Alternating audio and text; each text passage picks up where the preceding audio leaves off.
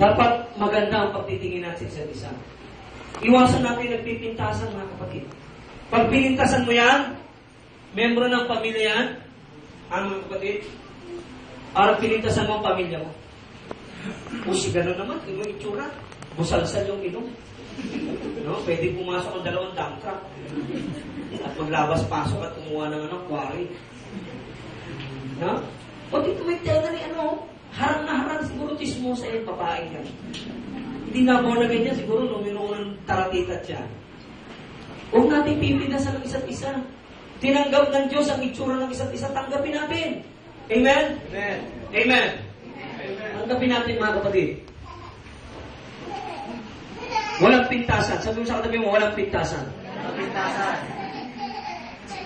Huwag natin pipintasan ng isa't isa. Tanggapin natin ang ugali, ang itsura ng bawat isa. That is affection. Minsan kasi tinatanggap natin na sa isa't isa yung mga magaganda. Sa pamilya, sa iglesia, bilang pamilya, tanggapin natin ang isa't isa kahit yung kahinaan, kahit yung kapalpakan, kahit yung kapintasan. Yan ang totoong pamilya. Amen po ba? Amen. Amen? Amen. Tanggapin natin ang isa't isa. Di ba? Nung ipanganak tayo ng magulang natin, hindi naman pala naintindihan natin kung ano itsura ng magulang natin eh. Nung tayo ay magkaedad na, nung tayo magkaisip na, naku, ito pala itsura ng tatay ko, kaya ganito rin pala itsura ko. Kung pwede lang makapamili ng mukha, no? Papalitan ko mukha ng tatay ko. Tanggapin natin. Sabi mo sa katabi mo, tanggap na tanggap kita. Tanggapin natin itsura, ugali ng bawat isa. Affection to one another. Amen po ba? Amen. Huwag lang mabuti sa atin yung kapwa natin kasi mabuti ginagawa niya, no? Kahit makakita tayo ng kapintasan, kahinaan, kapatid pa rin natin yan. Kapwa pa rin natin yan. Kapamilya natin yan. Kapuso natin yan. Palagpakan natin ang Panginoon. Hallelujah. Letter M. Letter M, moving towards one goal. They move towards one goal. Hindi sila nagkakanya-kanya. Kundi sila ay meron lang iisang layunin sa kanilang samahan. Dito sa GLCIC, ano bang pinakalayunin natin? As a church and as a family. Ano ang layunin natin sa ngayon? Ha? Where do we move? Ha? Ano ang layunin natin sa ngayon? Nakalimutan niyo na. Ang layunin natin ay makabili ng lupa at maipatayo ang gusali, ang bahay-sambahan. Dapat dyan tayo nagmumove lahat. Kaya nga pinapaalala po yung ating pledge, yung ating faithfulness at tithes and offering.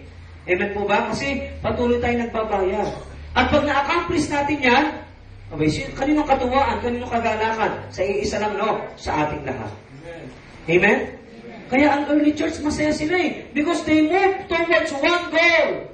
Hindi yung kanya-kanya sila ng layunin, kanya-kanya ng gusto. Iisa ang gusto nila, iisa layunin nila, at sila nagsisikap na ito ay magkaroon ng katuparan. Amen. Moving towards one goal. Letter I. Intimate relationship. Yan. Ulit, intimate relationship.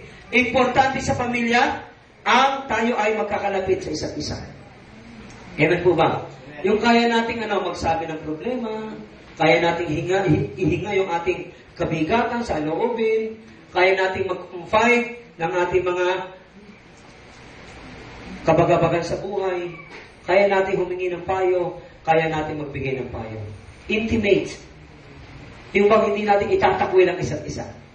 Amen po ba? Amen. Talagang kasangga tayo, kakosa, at kapanalig. Intimate relationship. Letter L. Leaving all the negative past. Ang ibig sabihin, the church as a family, ang important ingredients niya, elements niya is, kalimutan na yung mga pangit na nangyari. Kung may nagawa sa iyong kasakitan, kung meron nagawa sa iyo hindi maganda, kalimutan na, forget about it. Amen? Don't dwell on the past. Let's move forward. Amen? Sabi mo sa katabi mo, move forward. Move forward. Kalimutan na yung mga hindi magagandang salita, damdamin, mga nagawa sa iyo, na nakasakit sa iyo, naka-open sa iyo. Forget about it. Total, pamilya mo naman yan. Pamilya mo yan. Kapamilya mo yan sa Panginoon. Kalimutan natin. Kasi alam nyo, kapag sa church, as a family, may mga negative, isang araw sasabog yan, magsusumbakan nyo. Ikaw, ganito ka, ganyan ka, hanggang sa yung relationship, magkawatak-watak. Forget about it. Sabihin natin lahat, forget the past. Forget the past. Especially the negative ones. Yung mga negatibo.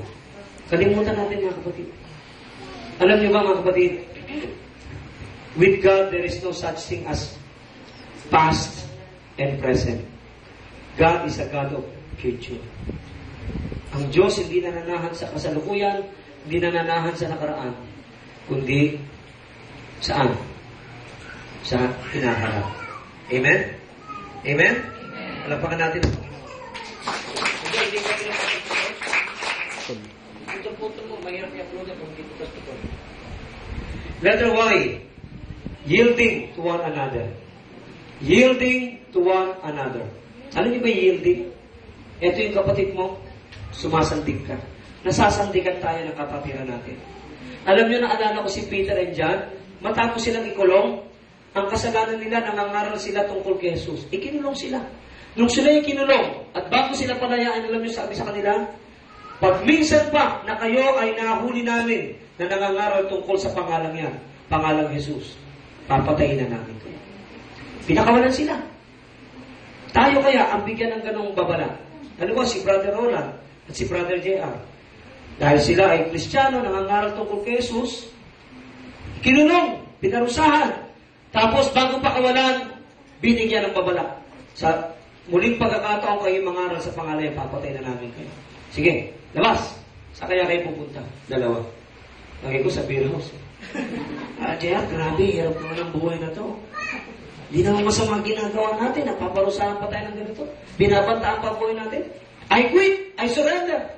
Alam niyo ang ginawa ni Peter and John? After they were released and having this threat sa buhay nila, sila ipapatayin. Alam niyo kung saan sila nagpunta? Nagpunta sila sa mga kapatiran. They brought up the case. They brought up the situation. Nakinig ang mga kapatiran. Matapos silang makinig, ang sabi ron, they all prayed together. And as a result, the power of God came down. Bumaba ang kapangyarihan ng Diyos. Dapat tayo bilang magkakapatiran, nasasandigan tayo ng kapatid natin. Kasi pamilya tayo eh. Amen? Amen? Amen? We are not secular organization. We are not secular group. We are a spiritual family of God. Then we must learn to yield to one another. Sa tingin nyo, kaya na kayong sandigan? Pwede na kayong sandigan ng kapatid nyo? Pag tumakbo siya, pag may pangangailangan. Tanungin mo yung sarili mo, kaya na ba? Pag may problema yan, kaya mo na kaya magbigay ng magandang payo? Mga kapatid? Kaya mo ba magpalakas ng loob ng kapatid? Kaya mo ba magbigay ng kaaliwan sa kapatid? Kaya mo magbigay ng moral support sa iyong kapatid? Kaya ka na bang sandigan ng kapatid mo? O hanggang ngayon, ikaw pa rin ang sumasandig? They yield to one another. Bawat isa, nagsasandigan. Kaya pag may dumating na pwersa, para sila'y wasakin, nakakatindig pa rin sila. Kasi sila ay nakasandig sa isa't isa. Palampakan natin ang Panginoon. Hallelujah. Praise the Lord. Hallelujah. Our relationship with our physical family is but temporary. Can you say amen? Amen. Ang ugnayan mo sa physical mong pamilya, pansamantala yan. Matatapos yan sa ayaw at sa gusto mo. Amen po ba? Amen. Any physical relationship will end one day. Kahit kano kayo ka-close sa pamilya mo physically, one day it will come to an end. But your relationship with your spiritual family, it will never end even in the life after death. Hindi ito matatapos kahit sa kabilang buwan. Magpapatuloy ito. Kaya alam niyo mga kapatid, mas mahalaga sa Diyos ang spiritual na ugnayan. Hello? Yung mag-asawa rito, pagdating sa kabilang buhay, kung kayo pareho kayo Kristiyano, magkapatid na lang kayo. Yung magkapatid dito, sa laman, pagdating sa kabilang buhay, magkapatid pa rin kayo. Yung magbiyanan dito, pareho kayong Kristiyano, pagdating sa kabilang buhay, hindi na kayo magbiyanan. Magkapatid na lang kayo. Iisang ugnayan na lang ang iiral sa atin. Ang ugnayan ng pagiging magkakapatiran. Kaya dito pa lang, mga kapatid, i-practice na natin. Amen? Mahalin natin ang iglesia sapagkat ito ang ating pamilya. Hindi pa pwede pagdating sa kabilang buhay, yung asawa mo rito, siya pa rin asawa mo ron. Wala na po nag-aasawahan sa langit. Hello? Mormons lang po nagtuturo niya. Na kung yung mag-asawa kayo dito, pagdating sa langit, mag-aasawahan pa rin kayo at may panibago kayo magiging mga anak doon. Mga espiritu na nga lang. Ang kagandahan doon, wala na si Sarian. Kasi puro espiritu na ilalabas. Hindi ka na mahirapan mga anak. Hindi nakikita sa mga doktor na si Sarianista. No? See? Hello, hindi po ba kayo? Amen. Ulitin ko ho. This is a climax. Your physical relationship with your family will end. But your spiritual relationship with your spiritual family, the church, will continue even the night after death. Even in eternity, it will continue. Magiging magkapatid tayo. Amen? We will become brothers and sisters even in eternity. God loves our family. Naniniwala ba kayo mahal na Diyos sa pamilya niya? Sino naniniwala mahal na Diyos sa pamilya niya? Taas ang kamay. Yes. Okay. God loves our family, but most of all, God loves His own family. What is the family of God? The church. Kung mahal ng Diyos ang pamilya natin dito sa lupa, kung mahal natin ang pamilya natin dito sa lupa, mas mahal ng Diyos ang sarili niyang pamilya. Ang pamilya ng Diyos ay binubuo ng iba't ibang pamilya. At yun ay walang iba kundi ang iglesia. Amen? We should not forget our own family. And also, we should not forget God's family. Huwag mong kalimutan ang pamilya mo dito sa lupa.